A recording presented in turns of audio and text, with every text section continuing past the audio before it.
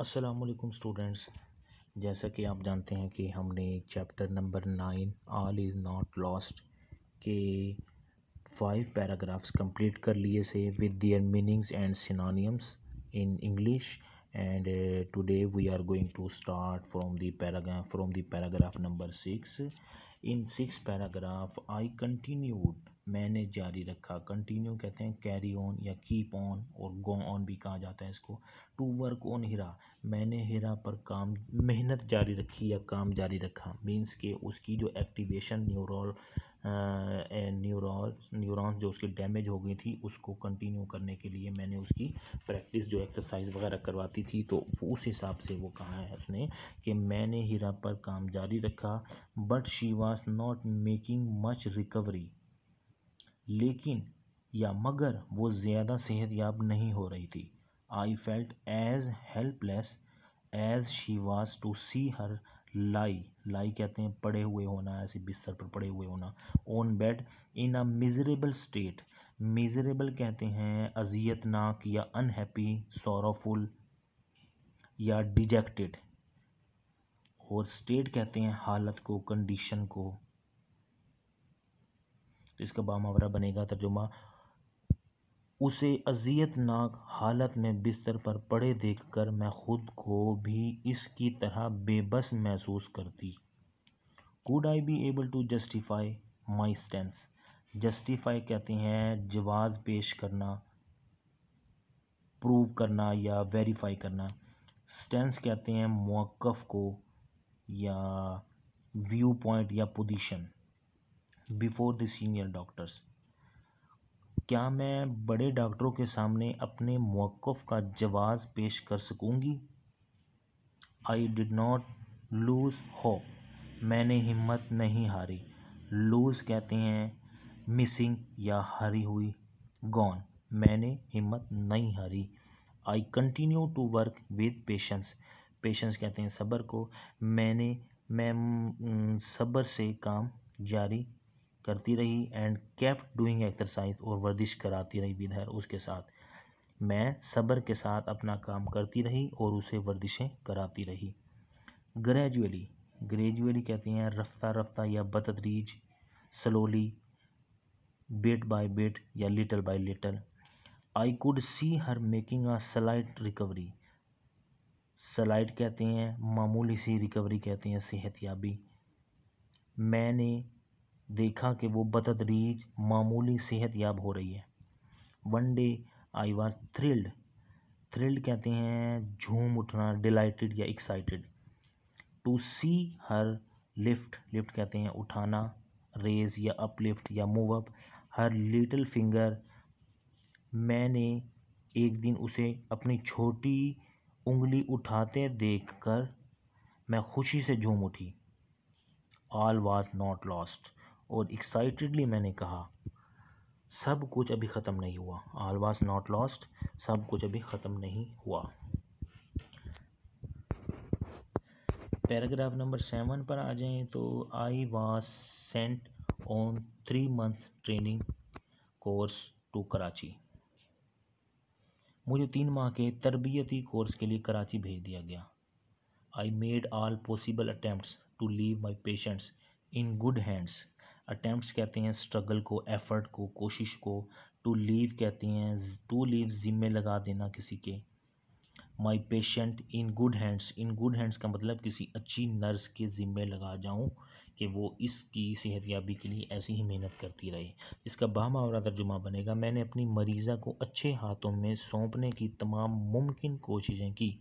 I returned after 3 months to see my patients bed taken up by another. Bed taken up कहते हैं बिस्तर लिया जा चुका है। बी ऑक्यूपाइड या बी एंगेज्ड बाय अनदर, किसी दूसरे के।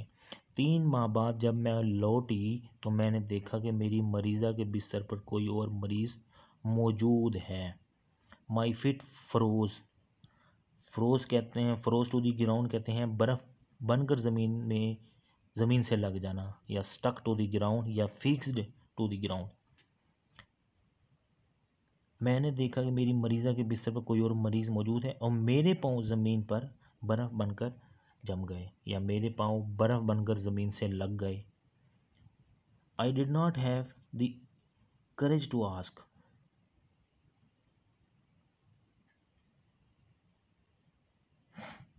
मुझे हौसला ना हुआ कि पूछूं व्हाट हैपन, क्या हुआ है। मुझे इतना हौसला ना हुआ कि पूछूं क्या हुआ है। यहाँ पर ये एक मुहावरा इस्तेमाल किया गया है कि मेरी मरीज़ा के बिस्तर पर कोई और मरीज़ था और देखकर मेरे पाँव बर्फ़ बनकर ज़मीन पर लग गए। मीन के जैसे कहा जाता है मेरे पाँव के नीचे से ज़मीन निकल गई। तो ये यहाँ पे मुहावरा इस्तेमाल किया गया है।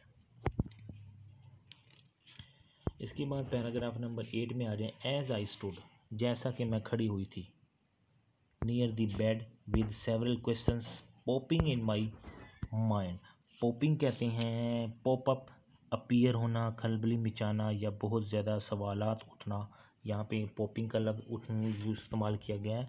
पॉपअप उठना, क्या उठना, सवालात उठना। सम टाइम हम कोई ऐसी चीज़ देखते हैं, ऐसा सीन देखते हैं तो हमारे दिमाग में बहुत से सवालात उठते हैं, तो उठने के लिए इस्तेमाल किया गया लफ्ज़ पॉपअप का। मैं बिस्तर के साथ खड़ी थी जबकि कई सवाल मेरे जहन में खलबली मचा रहे थे, उठ रहे थे। I felt gentle PAT, gentle कहते हैं हल्की सी, टेंडर या लाइट या सॉफ्ट। पैट कहते हैं थपकी को, हाथ से थपकना, जिसको स्ट्रोक कहा जाता है। ऑन माई शोल्डर, अपने कंधे पर। मैं बिस्तर के साथ खड़ी थी जबकि कई सवाल मेरे जहन में खलबली मचा रहे थे। मुझे अपने शाने पर एक हल्की सी थपकी का एहसास हुआ। I turned around to see a young women smiling at me. मैं मुड़ी तो देखा कि एक जवां साल खातून मुझे देखकर मुस्कुरा रही है।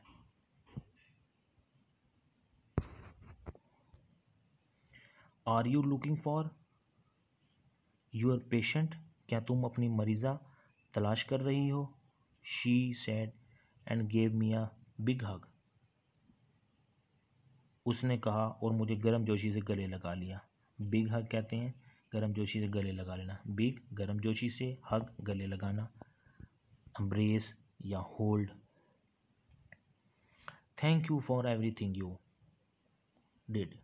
I know you did not allow them to make me lead a crippled life। Crippled कहते हैं डिसेबल्ड या लेम, हैंडीकैप्ड जिसको कहा जाता है, अपाहज उर्दू में कहते हैं इसको। सब कुछ करने का बहुत बहुत शुक्रिया। मुझे इल्म है कि आपने इन्हें इजाज़त ना दी कि वो मुझे अपाहज की ज़िंदगी बसर करने पर मजबूर करें।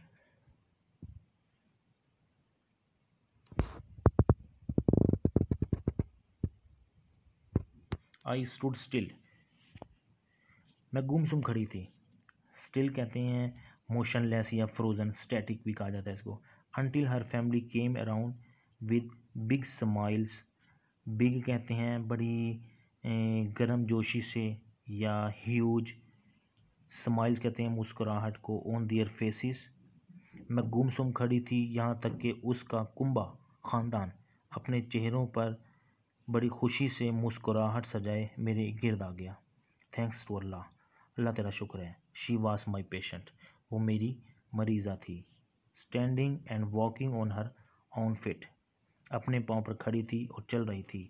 आई कुड नॉट रिकॉग्नाइज, मैं उसे ना पहचान सकी। हर विदाउट दी मशीनरी, बग़ैर मशीनी निज़ाम के, एंड ट्यूब्स और नलकियों के, अराउंड हर बॉडी जो उसके जिस्म के इर्द गिर्द लगे हुए थे। उसके जिस्म के गिर्द नलकियों और मशीनी निज़ाम के बग़ैर मैं उसे पहचान ना सकी। मीन्स के जब उसकी कंडीशन मरीज़ा की बहुत ज़्यादा ख़राब थी तो उसके इर्द गिर्द कभी फूड की नाली लगी हुई थी और वो जो बहुत सी नालियाँ फूड की, पेशाब की नाली वगैरह इस किस्म की लगी होती हैं। तो आमतौर पर उस वक्त पेशेंट की कंडीशन कुछ और होती है, लेकिन जब वो अपनी ट्रेनिंग से वापस लौटी तो उसने देखा कि ये मरीज़ा अपने पाँव पर खड़ी थी। तो मैं ये देखकर हैरान हो गई कि इसके इर्द गिर्द किसी किस्म की कोई नल की, खुराक की नाली यानी कि और मशीनी निज़ाम कुछ भी नहीं है, यानी कि ये अब सेहतयाब हो चुकी है।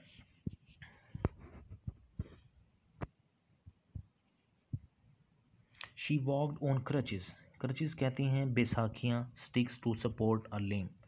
वो बैसाखियों पर चल रही थी विच शी वुड लीव, जो कि वो छोड़ देगी। लीव कहते हैं अबेंडन या गिव अप, छोड़ देना। इन अ फ्यू मंथ, चंद एक महीनों में। वो बैसाखियों पर चल रही थी जिन्हें वो चंद माह बाद छोड़ देगी। I was so glad that I had done those exercises on her to keep her limbs in motion. Limbs कहते हैं as a part of body, in motion, motion कहते हैं मूवमेंट को, एक्शन को या एक्टिविटी को। मैं बहुत खुश थी कि मैंने उसके अज़लात एज़ा को हरकत में रखने के लिए उसे वो तमाम वर्जिशें कराई थीं। I was glad that my effort bore fruit. Bore fruit कहते हैं रंग लाना, प्रूव टू बी सक्सेसफुल या यूज़फुल या बेनिफिशियल। एफर्ट्स कहते हैं स्ट्रगल्स को, कोशिशों को। मैं खुश थी कि मेरी कोशिशें बारावर साबित हुई, या मैं खुश थी कि मेरी कोशिशें रंग लाई। बट मोस्ट ऑफ ऑल, लेकिन सबसे ज़्यादा बढ़कर, आई वॉज हैप्पी, मैं खुश थी, that Allah almighty had help me win a lost battle, कि अल्लाह ताला ने एक हारी हुई जंग जीतने में मेरी मदद की। लास्ट पैराग्राफ है students, I think, she and her family had entered into A considerable bond. Considerable कहते हैं मजबूत, ग्रेट, मार्क्ड, एप्रिशिएबल, और बॉन्ड कहते हैं रिश्ता, रिलेशनशिप को।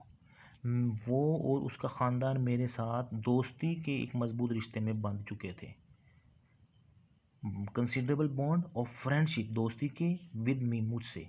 वो और उसका ख़ानदान मेरे साथ दोस्ती के एक मजबूत रिश्ते में बंध चुके थे। आई वॉज हम्बल्ड, हम्बल्ड कहते हैं आजिज़ या मोडेस्ट, बाय दियर सेंस, सेंस कहते हैं एहसास को, ऑफ ग्रेटिट्यूड, ग्रेटिट्यूड कहते हैं थैंकफुलनेस या रिकग्निशन, टूवर्ड्स मी, मेरे लिए उनकी ममनूनियत, मेरे लिए उनका शुक्रिया का एहसास ने मुझे आजिज़ बना दिया। I felt a sense of renewed strength in me, renewed कहते हैं न्यू, रीन्यूड कहते हैं नई, न्यू इसका सिनोनिम्स होगा, या रिफ्रेश्ड। स्ट्रेंथ कहते हैं कुव्वत को, फोर्स को, पावर को। इन मी, मुझे मेरे अंदर एक नई कुव्वत के तासुर का एहसास हुआ। Where there is a will there is a way, ये मुहावरा है, जहाँ चाह वहाँ राह। I was proud to be a nurse, मुझे एक नर्स होने पर फ़ख्र होने लगा। बहुत इंटरेस्टेड चैप्टर है, आई होप कि आपको बहुत पसंद आया भी होगा, इंटरेस्टेड, आपने खुशी खुशी इसको पढ़ा होगा, और उम्मीद ये भी करता हूँ आपसे कि आप इसकी तमाम कंप्लीट ट्रांसलेशन को with their meanings and synonyms in English learn भी करेंगे, और इसको नीटली होमवर्क की नोटबुक पे लिखेंगे भी सही। इंशाल्लाह जैसे ही स्कूल आपके खुलेंगे तो इंशाल्लाह आपका एक क्लास टेस्ट और आपका एक आपके होमवर्क वगैरह भी चेक होंगे। तब तक के लिए इजाज़त दीजिए। सी यू देन इंशाल्लाह। अल्लाह हाफिज़।